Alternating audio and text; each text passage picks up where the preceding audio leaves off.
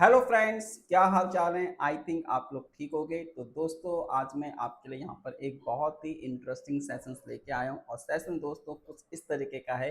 क्या हम 45 डेज में, या हम बोल सकते हैं क्या हम 2 महीने के अंदर इस एग्ज़ाम्स की प्रिपरेशंस करके इसको क्लियर कर सकते हैं, क्योंकि अब हमारे पास देखा जाए तो 45 डेज़ का ही समय बचा है इस एग्ज़ाम्स की प्रिपरेशंस के लिए। तो मैं आपको ये बताना चाहता हूँ, क्या आप इस एग्ज़ाम्स को 45 डेज़ के अंदर क्लियर कर सकते हैं, और कौन से वो 5 सब्जेक्ट्स हैं अगर आप जिनको कर लेते हो तो आपका जेआरएफ क्लियर हो सकता है।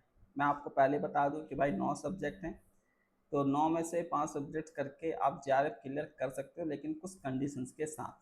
ठीक है, तो चलो फिर इसी मुद्दे पे आज हम लोग यहाँ पे बात करते हैं। तो दोस्तों, सबसे पहले तो मैं आपको थोड़ा सा यहाँ पे बता देता हूँ कि यहाँ पर हम पहले देख लेते हैं कि लास्ट 5 ईयर्स में किस सब्जेक्ट्स में कितने क्वेश्चन आपसे पूछे गए। तो अगर हम बिल्कुल लेटेस्ट की बात करते हैं, तो जो कि हमारा है दिसंबर 2024 का जो एग्जाम, तो उसमें आप देखोगे दोस्तों कि यहाँ पर आपसे मैथमेटिकल फिजिक्स के 7 क्वेश्चन पूछे गए थे। क्लासिकल मैकेनिक्स के आपके 2024 में 8 क्वेश्चन पूछे गए हैं। इलेक्ट्रोमैग्नेटिक थ्योरी के आपके 7 क्वेश्चन आए हैं। क्वांटम मैकेनिक्स के 9 क्वेश्चन आपसे पूछे गए हैं। थर्मोडायनेमिक्स के 7 क्वेश्चन पूछे गए हैं। इलेक्ट्रॉनिक्स के भी आपके 7 क्वेश्चन पूछे गए हैं। एटॉमिक एंड मॉलिक्यूलर फिजिक्स से 3 क्वेश्चन आए हैं। कंडेंस मैटर फिजिक्स से दोस्तों आपके 4 क्वेश्चन आए हैं, और न्यूक्लियर एंड पार्टिकल फिजिक्स से आपके 3 क्वेश्चन आए हैं। तो दोस्तों, आप यहाँ पे देख सकते हैं कि कुल मिला के हमारे इन सब्जेक्ट में से आपके इतने क्वेश्चंस पूछे गए हैं। तो ऑन एवरेज अगर मैं बात करता हूँ कि अगर हम बात करते हैं यहाँ पे कॉमन सब्जेक्ट, जैसे कि हमारे mathematical physics, classical mechanics, electronics, जो हमारे पार्ट बी और पार्ट सी दोनों में आते हैं, तो उसमें आप देखेंगे कि ऑन एवरेज 7 क्वेश्चन आपसे पूछे गए हैं। वहीं पर अगर हम बात करते हैं एटॉमिक और कंडेंस मैटर फिजिक्स और न्यूक्लियर फिजिक्स, तो आप देखेंगे 3-4 क्वेश्चन वहां से आपसे पूछे गए हैं। तो ये तो हमारा हो गया दिसंबर 2024 का एक तरीके का पेपर एनालिसिस कि किस सब्जेक्ट से कितने क्वेश्चन आपसे पूछे गए हैं, और मैंने यहाँ पे फरवरी 2022 से भी यहाँ पे लगाया हुआ है, तो आप इनको एक बार देख सकते हैं।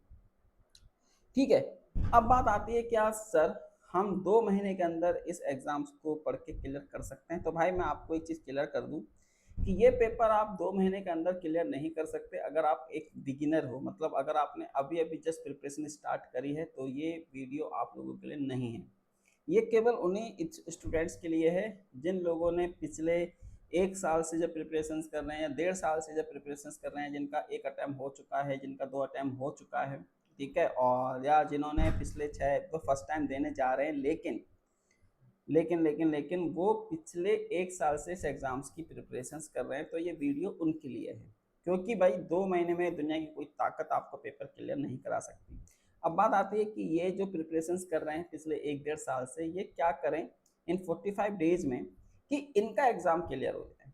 ठीक है, तो है ना। और एक डाउट और ये भी है, क्या 5 सब्जेक्ट से हम इस पेपर को क्लियर कर सकते हैं, तो मैं यही चीज़ आज आपको बताना है। तो दोस्तों, सबसे पहले तो आप यहाँ पे देख सकते हैं कि यहाँ पे आपके पास 4 बिग यूनिट्स हैं, जैसे मैं आपको अपने लास्ट वीडियो में बता चुका हूँ। Electromagnetic theory, classical mechanics, mathematical physics, quantum mechanics. और 5 आपके पास दोस्तों यहाँ पे स्मॉल यूनिट्स हैं, जैसे atomic and molecular physics, solid state physics, nuclear physics, thermodynamics and statistical physics, electronics. तो दोस्तों, सबसे पहले तो आप यहाँ पे अपने सब्जेक्ट चूज कीजिए कि किन सब्जेक्ट्स में आप दोस्तों यहाँ पे कंफर्टेबल हो, है ना। हो सकता है किसी को मैथमेटिकल फिजिक्स अच्छा लगता है, हो सकता है किसी को क्लासिकल मैकेनिक्स में इंटरेस्ट आता है, हो सकता है कि मतलब, तो आप ये देखिए कि कौन से आपके 5 ऐसे सब्जेक्ट हैं जिनको पढ़ने में आपको इंटरेस्ट आता है, जिनके क्वेश्चन आप इजीली बना पाते हो, जिनके फॉर्मूले आप इजीली लर्न कर पाते हो, याद कर पाते हो। तो वो 5 सब्जेक्ट आप दोस्तों अपने सबसे पहले तो स्ट्रॉन्ग कीजिए। ठीक है, मतलब उन 5 सब्जेक्ट में से कोई भी क्वेश्चन आ जाए तो आप उसे घुमा फिरा के दोस्तों हैंडल कर लो, उस क्वेश्चन को करके आ जाओ। मेरे कहने से नहीं होगा कि आप ये सब्जेक्ट पढ़ो, क्योंकि मैं आपको बोल दूं कि आपको मैथमेटिकल फिजिक्स पढ़ना है और मान लीजिए आपको उसमें इंटरेस्ट ही नहीं है, तो भाई वो सब्जेक्ट फिर किसी काम का नहीं है और टाइम वेस्ट होगा। तो सबसे पहले तो आप ये देखिए कि 9 में से कौन सी ऐसी 5-6 बुक हैं जो आप फ्रिक्वेंटली पढ़ते हो और जिनके आप फ्रिक्वेंटली क्वेश्चंस कर पाते हो, जो आपको फ्रिक्वेंटली समझ में भी आती है। ठीक है, तो सबसे पहले तो आप अपने हिसाब से उन 5 सब्जेक्ट को आप लोग चूज़ करें और उसके ऊपर अच्छी कमान करें। मैं ये नहीं बोलूँगा कि बाद के 4 सब्जेक्ट को आप लोग छोड़ दीजिए, छोड़ना कोई भी सब्जेक्ट नहीं है। ठीक है? क्योंकि आप किसी सब्जेक्ट को छोड़ते हो तो इसका मतलब आपने कर दिया है उसको ज़ीरो, क्योंकि अब उस सब्जेक्ट से कोई भी क्वेश्चन आएगा आप उसको अटेम्प्ट ही नहीं करोगे, है ना? तो ऐसा कुछ नहीं है कि भाई हमको हर सब्जेक्ट को यहाँ पे पढ़ना है, भले आप किसी को 80% पढ़ते हो, किसी को 20% पढ़ते हो, ठीक है? लेकिन ज़ीरो नहीं करना है। ठीक है, अगर मान लीजिए आपने किसी सब्जेक्ट को 20% भी पढ़ रखा है तो उसमें से अगर मान लीजिए क्वेश्चन आता है तो कम से कम आप उसको ट्राई तो कर सकते हो। अगर आपने सब्जेक्ट ही छोड़ दिया तो फिर वो उम्मीद भी चली गई, है ना? तो मैं ये बोल सकता हूँ कि हाँ, 5 सब्जेक्ट को पढ़ के जेआरएफ हो सकता है, लेकिन वो डिपेंड करता है कि वो 5 सब्जेक्ट आपके कौन से हैं। जैसे कि मान लीजिए एटॉमिक है, सॉलिड है और न्यूक्लियर है। अब क्या होता है ना कि अगर आप इन 3 सब्जेक्ट को ले लेते हो तो क्या होता है कि किसी साल तो मान लीजिए आप 2 क्वेश्चन आ गए, किसी साल मान लीजिए इसमें से 1 क्वेश्चन आया। तो वही आप उस नंबर पे नहीं जा सकते ना। जैसे मान लीजिए आपको 90 नंबर चाहिए इस एग्जाम्स को क्वालीफाई करने के लिए, तो केवल एटॉमिक, सॉलिड और न्यूक्लियर से तो नहीं होगा ना। भले ही छोटे सब्जेक्ट हैं, लोग कहते हैं छोटे हैं मैं इन्हीं को पढ़ लेता हूँ, लेकिन यहाँ से क्वेश्चंस आने की भी जो प्रोबेबिलिटी है वो ना के बराबर ही हो जाती है। अब न्यूक्लियर में से हो सकता है कि 1 क्वेश्चन आए, 2 क्वेश्चन आ जाए तो 10 नंबर का पेपर आ जाएगा हाथ से। सॉलिड से मान लीजिए 3 क्वेश्चन आ गए तो 15 नंबर का पेपर हो गया। अब एटॉमिक एंड मॉलिक्यूलर फिजिक्स से मान 2 क्वेश्चन आ गए तो घुमा फिरा के यहाँ से जो पेपर बनेगा इन 3 सब्जेक्ट से वो 40-35-40 मार्क्स का पेपर बनेगा और आपको चाहिए कितने 90। तो इसलिए आपको थोड़ा-सा यहाँ पे सोचना पड़ेगा कि आप कैसे अपने सब्जेक्ट को कॉम्बिनेशन लेके चलते हो, ठीक है? तो उसके अकॉर्डिंग ही आप यहाँ पे इस एग्ज़ाम्स के लिए प्रिपरेशंस करो, ठीक है?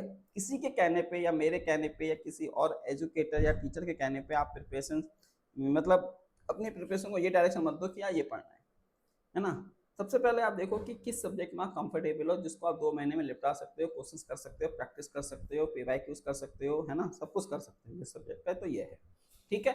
उसके बाद दोस्तों बात करते हैं कि हमको क्या टेक्निक्स अपनानी चाहिए इस एग्ज़ाम्स को क्वालीफाई करने के लिए।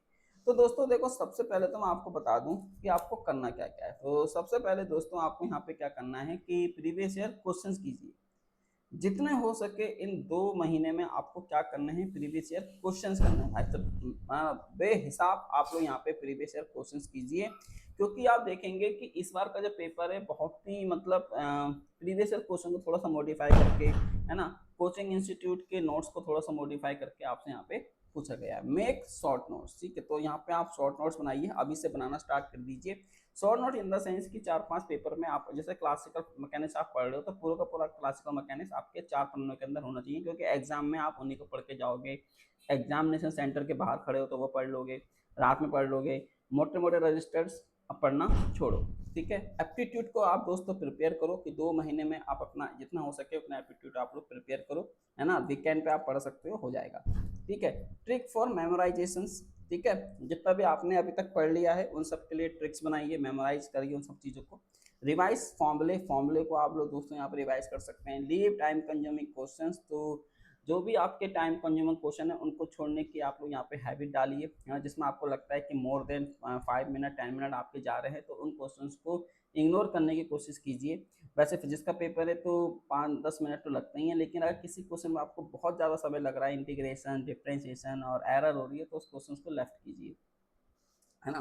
फिर यहाँ पे आप देख सकते हैं कि make distance from the social media, तो जितना हो सके उतना लिमिटेड सोशल मीडिया के साथ कनेक्ट कीजिए। कि डोंट पैनिक एंड हाइपर, और इन 45 डेज में आपको पैनिक नहीं करना है। लोगों को लगता है जैसे दिन पास आते हैं उनके अंदर घबराहट, एंजाइटी, डिप्रेशन की वो शिकार हो जाते हैं, तो ये चीज़ें दोस्तों आपको यहाँ पे नहीं करनी है, ठीक है? तो हाँ, आप 2 महीने की प्रिपरेशन, 2 महीने के इस इंटरवल ऑफ, है ना, मतलब टाइम में आप यहाँ पे एग्जाम्स को क्रैक कर सकते हैं। बस बात शर्त यह है कि आपने पिछले 1 साल से प्रिपरेशन कर रखी हो और इन 2 महीनों को आप अच्छे से यहाँ पे यूटिलाइज कीजिए, ठीक है दोस्तों? तो मिलते हैं आपसे अपने नेक्स्ट वीडियो में, और जाने से पहले, ठीक है, ये एक मेरे यहाँ पे ग्रुप्स हैं तो आप इन ग्रुप्स को यहाँ पे स्कैन करके मेरे को ज्वाइन कर सकते हैं, और ये मेरा एक आपका व्हाट्सएप नंबर है तो आप मेरे को इसमें व्हाट्सएप पे हाई लिख के भेज सकते हैं, ठीक है दोस्तों? Bye bye.